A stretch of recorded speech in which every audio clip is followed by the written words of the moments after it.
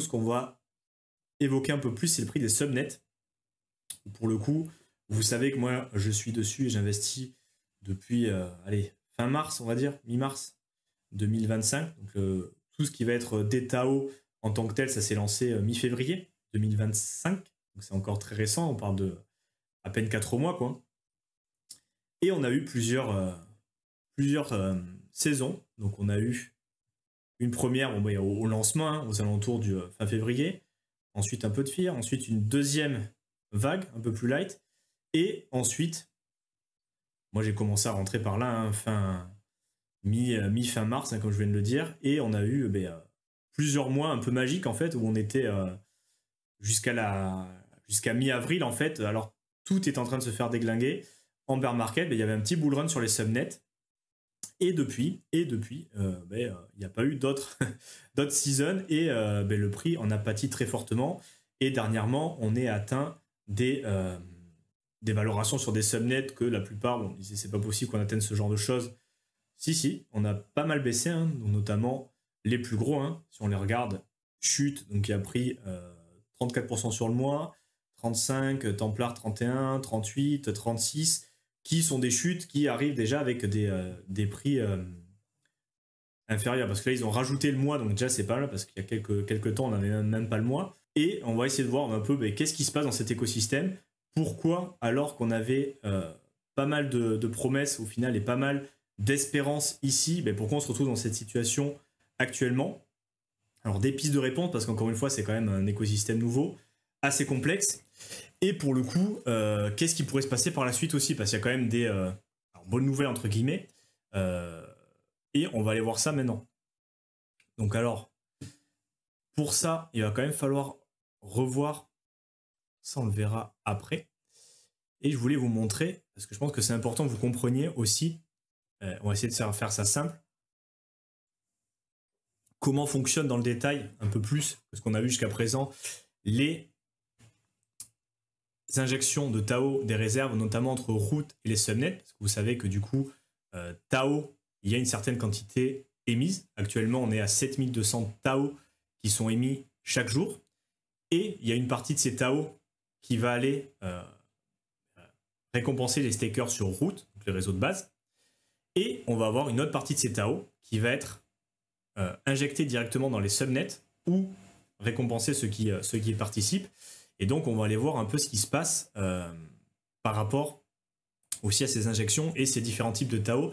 Mais je pense que c'est important de comprendre ça parce qu'en fait, c'est comprendre le pourquoi de Tao. Il y a plein de gens qui investissent sur Tao ou qui en ont entendu parler, mais c'est important de comprendre quelle est la vision, en fait, pourquoi et à quoi sert réellement, dans la théorie au moins, ces tokens Tao qui ont fait des performances exceptionnelles depuis le début, hein, dans le schéma narratif IA. Très clairement, je pense que Tao, il est assez connu, voire la première crypto qui vient à l'idée.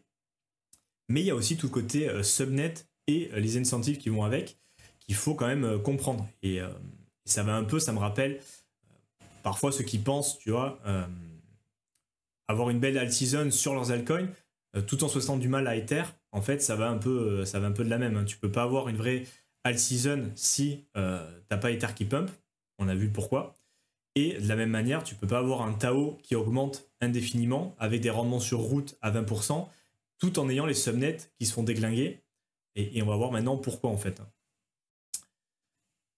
Et pour cela, on va aller voir directement.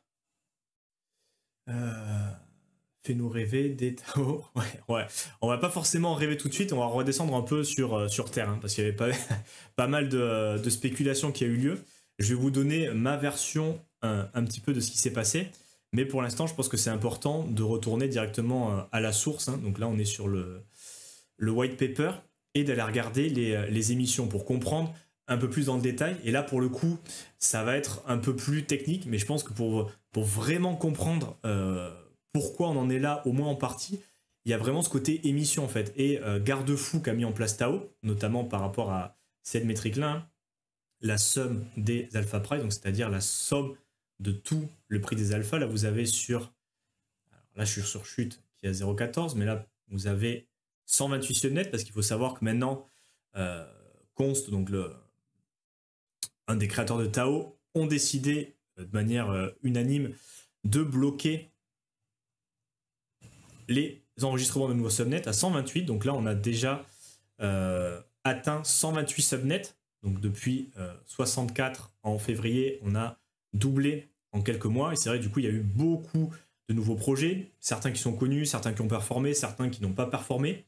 Et pour le coup, ça devenait un peu confus assez rapidement de s'y retrouver aussi, parce qu'au final, chaque nouveau subnet, c'est un nouveau projet. Donc en fait, là, très concrètement, à part ceux qui ne sont pas connus, donc tu n'as rien à étudier, parce que tu ne sais même pas qui c'est qu'il y a derrière et ce qu'ils vont faire, tu as doublé le nombre de projets. Et concrètement, c'est 128 projets, 128 cryptos, 128 tokens alpha qui vont avec, à étudier, à voir ce qu'ils font dans le domaine de l'IA.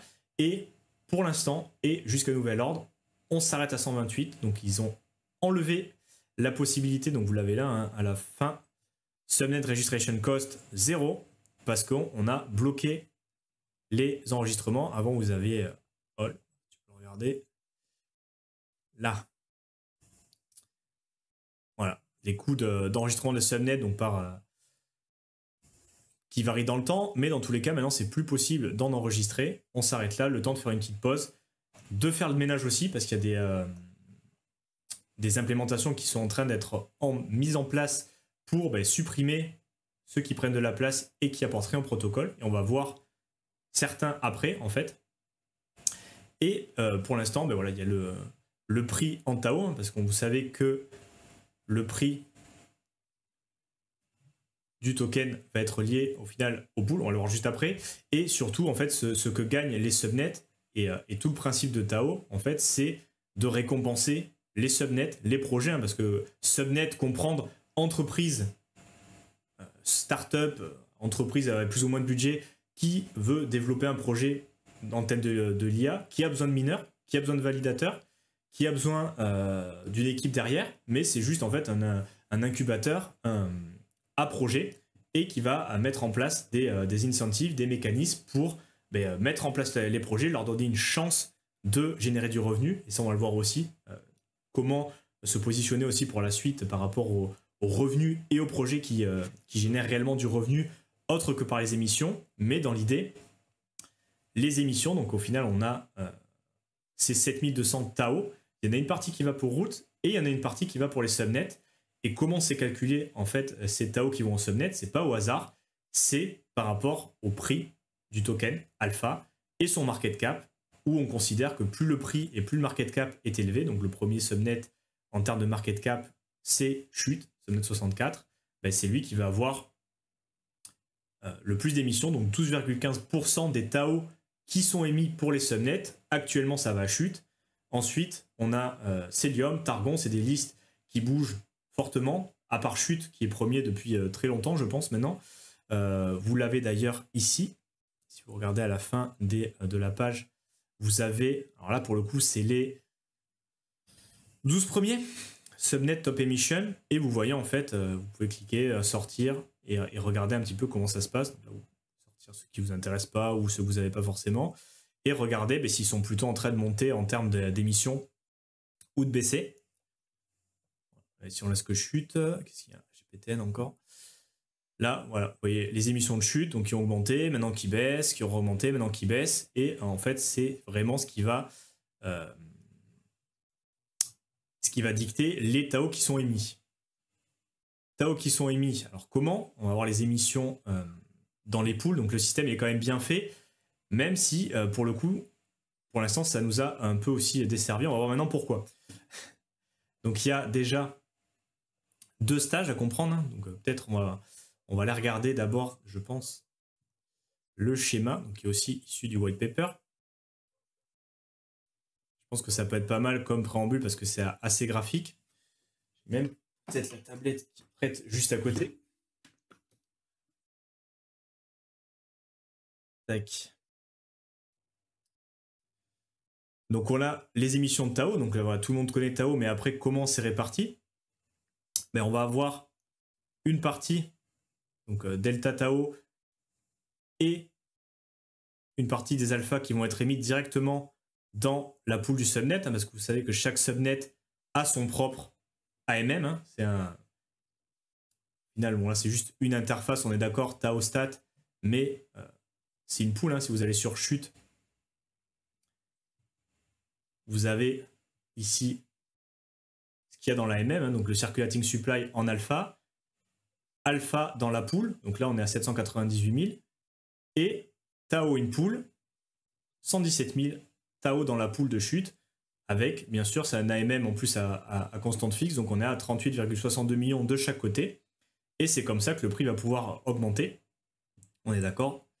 Et du coup, on a une première partie des tokens alpha, ici, qui vont... Donc delta alpha qui va dans la pool directement, donc ça c'est des...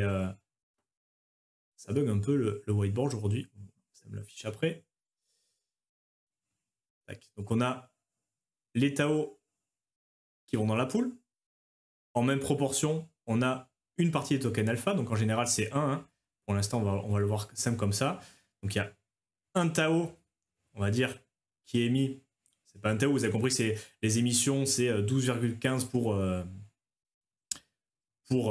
pour chute. Donc c'est vraiment réparti en fonction des...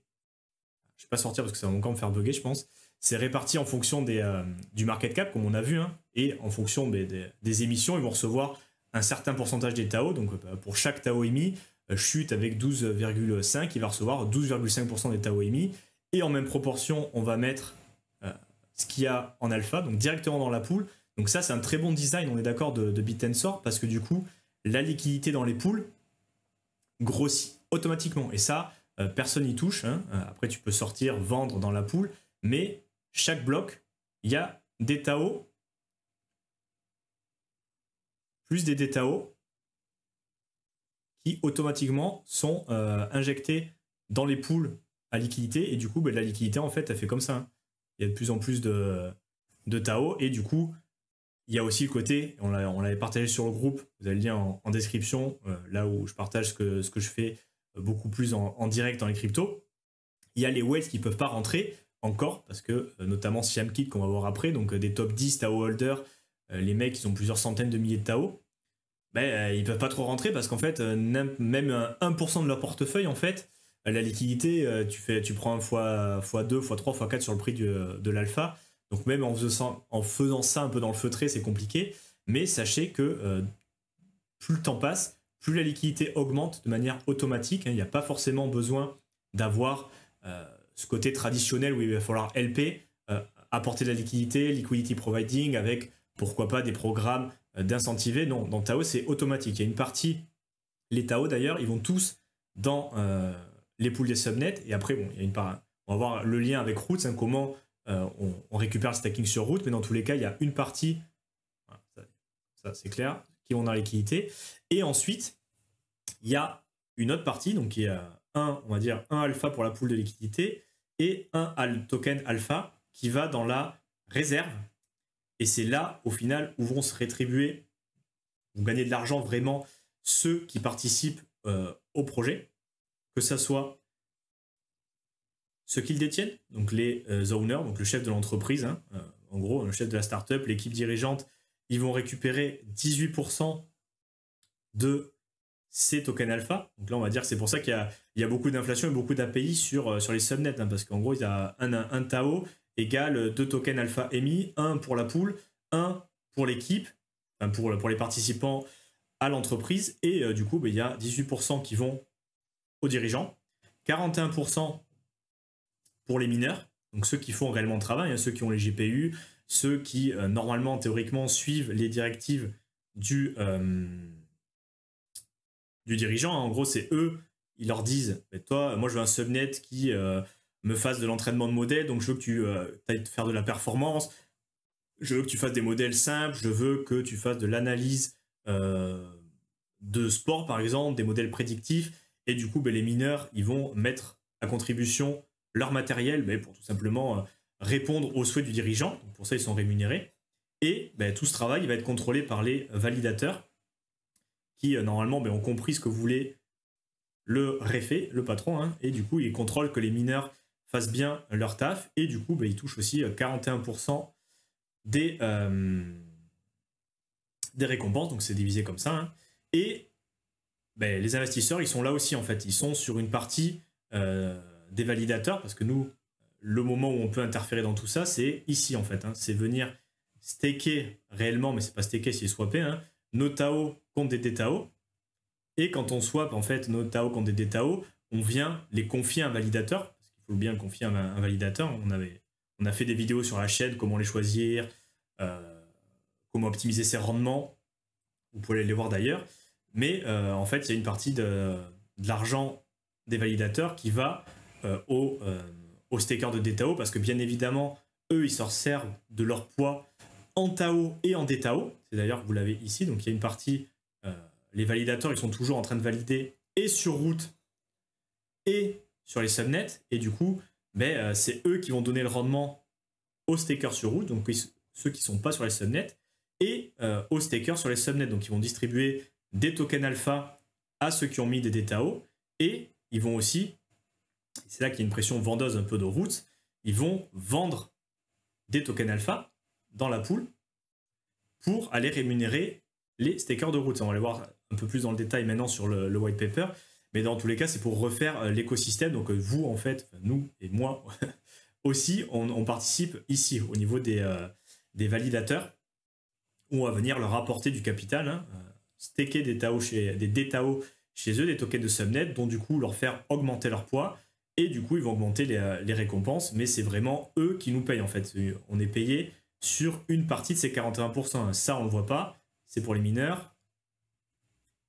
Ça ne marche pas encore. Ça c'est pour les proprios. Ça c'est pour la pool. Donc en fait nous on a vraiment une partie de ces 41% qui viennent eux-mêmes de une partie des alpha émis. Donc c'est ici qu'on intervient et c'est ici qu'on touche notre argent, notre API. Sauf que ben, on a ici la formule. Donc comment c'est calculé? Ben, c'est calculé en fonction du prix des subnets. Ici. Alors, je sais pas. Je vais essayer de doser. On verra si les gens se déconnectent si on rentre trop dans les maths, mais bon, je pense que c'est important pour comprendre aussi les dynamiques et les discussions qu'il y a entre route et subnet, parce qu'en fait, il y a les investisseurs sur les subnets où on se fait déglinguer depuis, au niveau du prix, fin avril, ça va bientôt faire mai, juin, deux bons mois, 2 bons gros mois, et les stakers sur route qui sont un peu plus conservateurs, et qui a raison, ben, c'est pas forcément évident. Et ça vient aussi de comment est designer, on va dire, vraiment TAO et le système. Donc là, vous avez le détail, on va peut-être pas trop rentrer, je me rends compte là-dedans, mais comprendre qu'on a vraiment ces deux parties d'injection. Donc premièrement, les TAO qui sont dans TAO réserve, alpha réserve, donc ça c'est la pool de liquidité. Et ensuite, il y a les alpha outstanding, donc ça c'est vraiment la réserve qui va être distribuée aux participants. Mais il y a, en gros, c'est les trois injections qu'il y a sur cette partie-là, c'est dans la pool et pour les participants, avec le double d'alpha que de TAO. Donc c'est pour ça qu'il y a aussi plus d'inflation et de rendement, parce que pour l'instant, on influe... il y a 2 fois plus pour chaque TAO qui est créé, il y a 2 alphas pour l'instant qui sont créés. Et on va voir que ça peut changer. Ouais, je vais y arriver.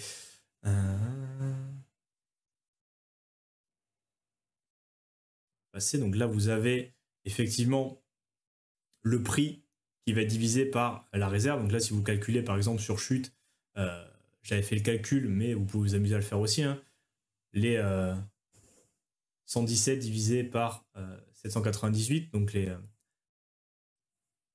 TAO in pool divisé par alpha in pool, donc ça te donne bien 0,14. Là, 0,14, hein, le prix en TAO qui dépend des émissions dans la pool. Et ici, alors là, je ne vais pas vous l'expliquer parce que j'ai pas compris. Alors, je demandais à ChatGPT un peu avant, mais je considère que j'ai pas suffisamment compris pour vous l'expliquer.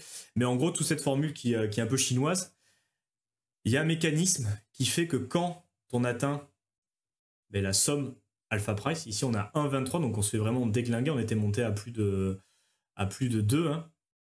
En fait, quand on atteint la parité avec sum of alpha 1,1, on va réduire les émissions d'alpha, en fait, Et du coup, il va y avoir un mécanisme de protection en fait, des liquidités pour ne pas descendre en dessous de 1 au niveau de cette métrique-là, sum alpha price, pour avoir une parité en fait entre les émissions sur Tao et sur les subnets.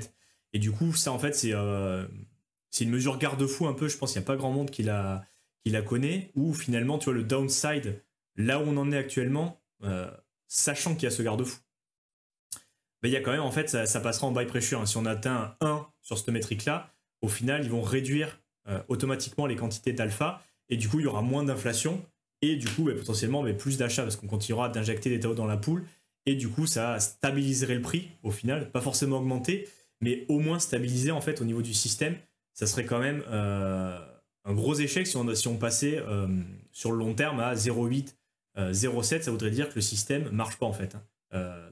Théoriquement, vu ce qu'ils ont mis en place, on ne pourrait pas descendre bien plus bas, au moins sur le moyen terme, que 1 en fait. Hein. Donc là, on est bien descendu et ça n'arrête pas de baisser.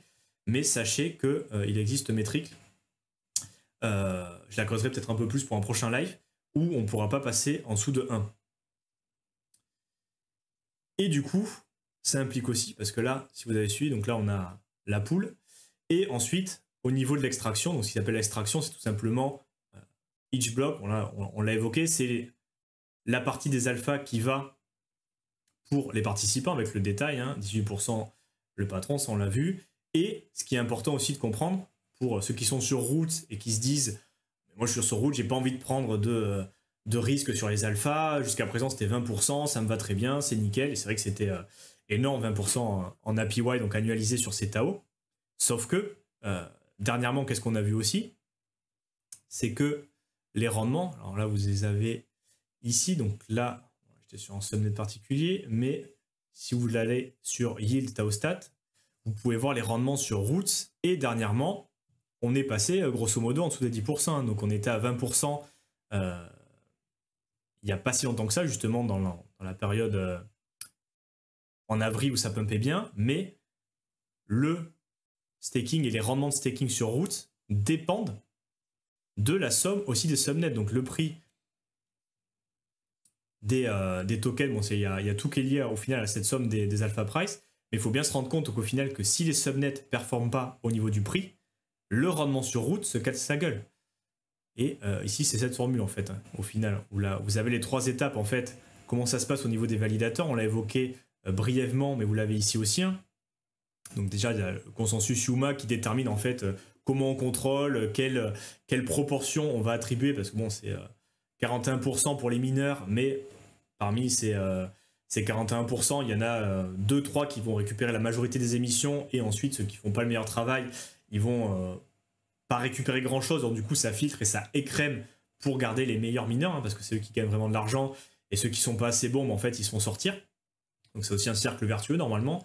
Et les validateurs, pareil, il y a un système, c'est le Yuma Consensus, là ils en sont à la version 3, qui va dicter en fait les règles pour savoir comment faire les travaux de minage, de validation. Et dans le cas des validateurs, c'est pareil au final, c'est les meilleurs validateurs qui gagnent le plus d'argent, et ceux qui sont pas bons, ils se font sortir petit à petit. Mais dans tous les cas, il y a, premièrement, on va leur attribuer leur token, et ensuite,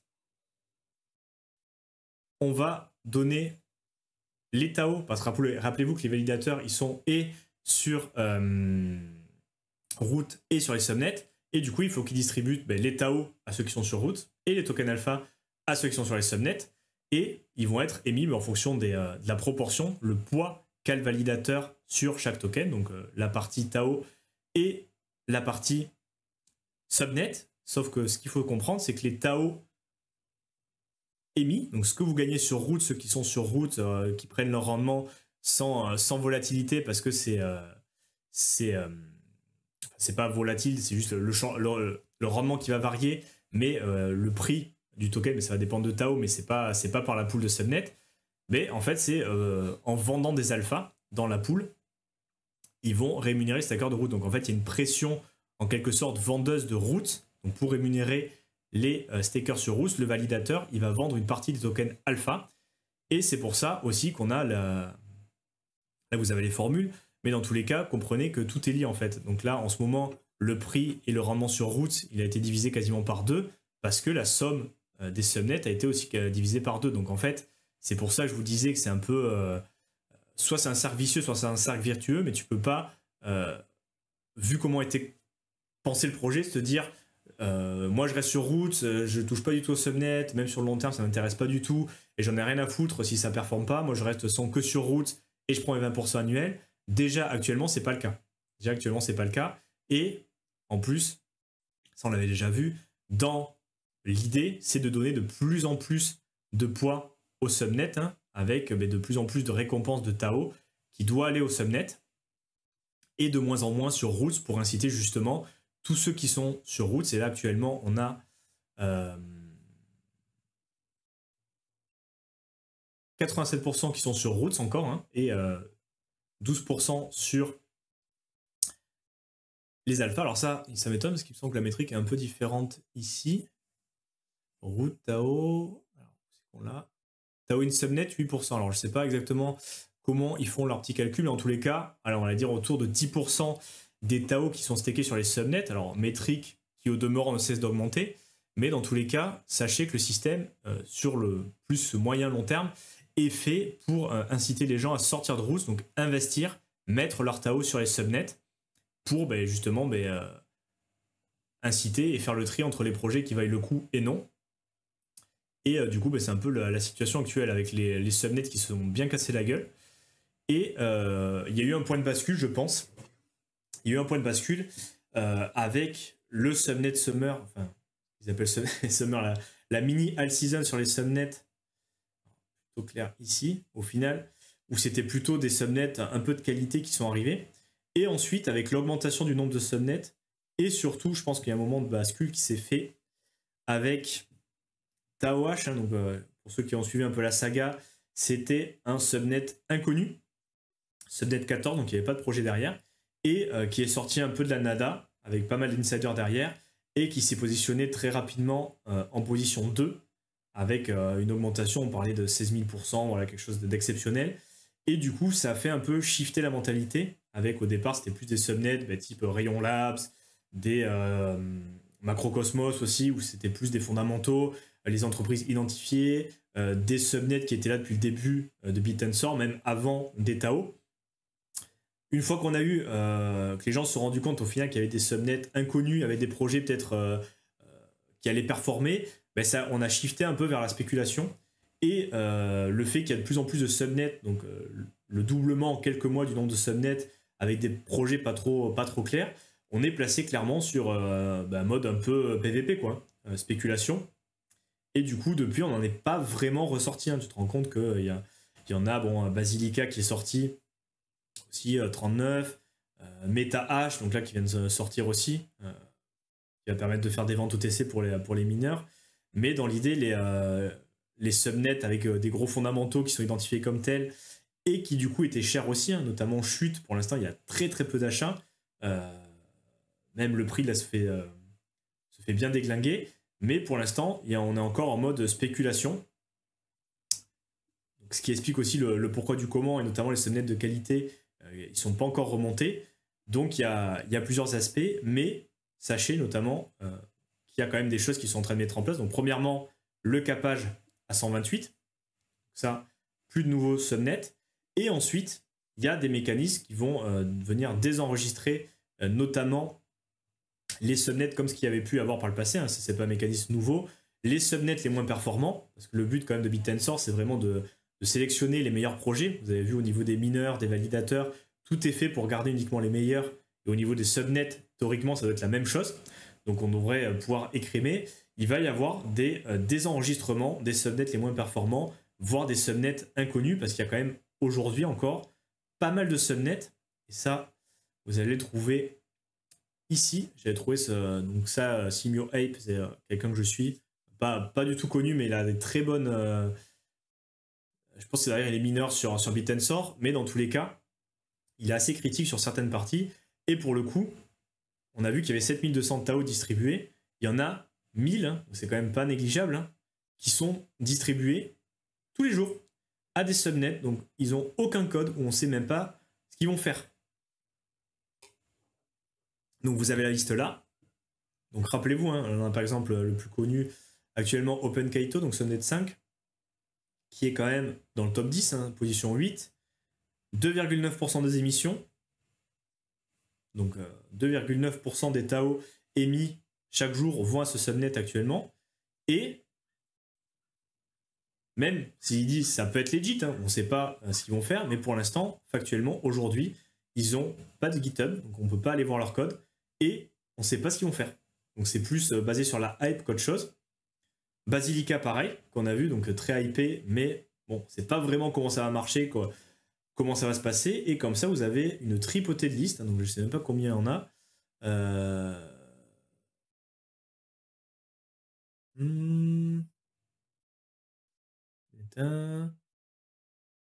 Et ouais, ce point est important là aussi. Hein.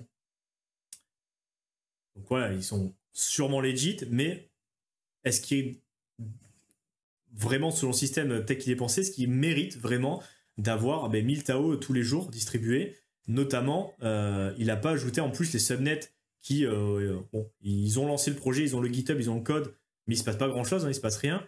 Et les dirigeants, ceux qui ont les subnet owners, malgré tout, ce petit 18% tous les jours, ils récupèrent 1 ou 2 TAO tous les jours en faisant rien, en gros, parce que le projet n'avance pas.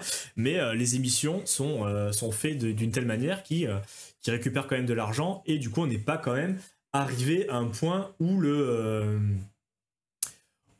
système est optimal. Hein. Vous voyez tous ces subnets. Donc là, il y a quand même pas mal d'inkno. Donc il y a des coûts à faire peut-être aussi. Parce que comme on a vu, si c'est un projet valable qui se révèle, bon, ça peut valoir le coup, hein, si c'est vraiment un gros projet.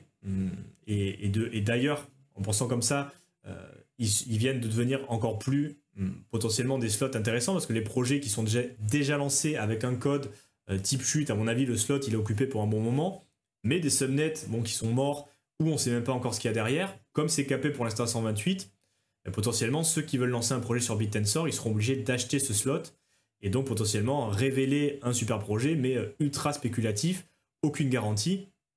Et dans l'idée, tous les inconnus, donc le 15, 69, 78, 28, 40, 82, 74, donc il y en a quand même pas mal, hein, on n'a aucune idée de ce que c'est. On ne sait pas le slot enregistré, on ne sait pas qui est derrière, on ne sait pas ce qu'ils vont faire, on ne sait pas le code. Et il y en a d'autres, voilà, on n'a aucune news depuis que ça s'est lancé. Metahash, il vient de se lancer hier, donc sachez qu'il est live, hein. C'est pas actualisé, mais dans tous les cas, c'est un des problèmes des DTAO aujourd'hui. Hein. Ça, clairement, on le met dans la case problème. Il y en a qui se sucrent un peu, et on avait vu aussi le problème validateur-mineur qui se sucrent en faisant pas forcément de travail très poussé. Mais c'est un autre point.